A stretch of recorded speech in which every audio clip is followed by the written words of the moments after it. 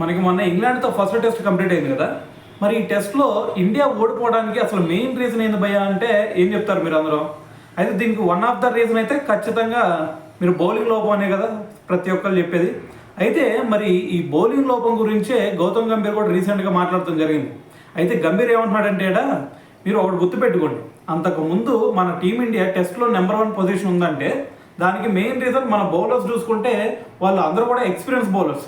So ఒక్కొక్కరు దాదాపు 40-50 test మ్యాచ్లు ఆడినోళ్ళు. సో కానీ ఇప్పుడు చూసుకుంటే మనకి ప్రసిద్ధ్ కృష్ణ కానీ లేదు అంటే మనకి షార్దుల్ ఠాకూర్ అయినా వీళ్ళకి అంత ఎక్స్పీరియన్స్ లేదు.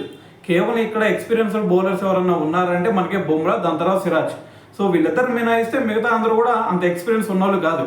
సో కాబట్టి మీరు ఇంకా ఏది ప్రసిద్ధ్ కృష్ణ ఎకానమీ గురించి మాట్లాడుతున్నారు, కానీ ఒకటి గుర్తుపెట్టుకోండి, ప్రసిద్ధ్ కృష్ణ ఫస్ట్ ఇన్నింగ్స్లో చూసుకుంటే అక్కడ వికెట్లు తీసిచ్చాడు, సెకండ్ ఇన్నింగ్స్లో కూడా వికెట్లు తీసిచ్చాడు. మరి అతను కేవలం అతనిలో లోపం ఏదన్నా ఉందంటే ఎక్కువ ఎకానమీతో బౌలింగ్ చేస్తున్నాడు అంతే. సో కాబట్టి అతనికి ఇది చూసుకుంటే దాదాపు ఇది 4వ టెస్ట్ మ్యాచ్ అనుకుంటా అతను ఆడుతుంది.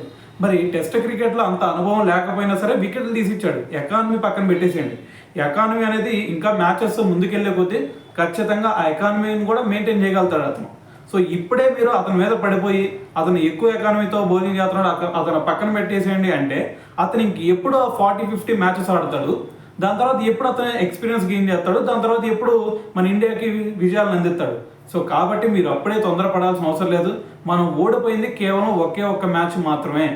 సో ఇప్పుడే మీరు బౌలర్స్ మీద పడిపోయి వాళ్ళ మీద ప్రెషర్ క్రియేట్ చేసి మిగతా ఉన్న 4 మ్యాచ్లు కూడా మనం ఓడిపోయే సినారియో క్రియేట్ చేయొద్దు.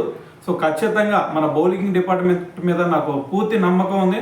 ఖచ్చితంగా వీళ్ళు రాబోయే మ్యాచ్ల్లో ఒక మంచి రిజల్ట్స్ మనకు అందిస్తారు అని చెప్పేసి గౌతమ్ గంభీర్ కూడా వాళ్ళని సపోర్ట్ చేస్తూ మాట్లాడారు అనమాట.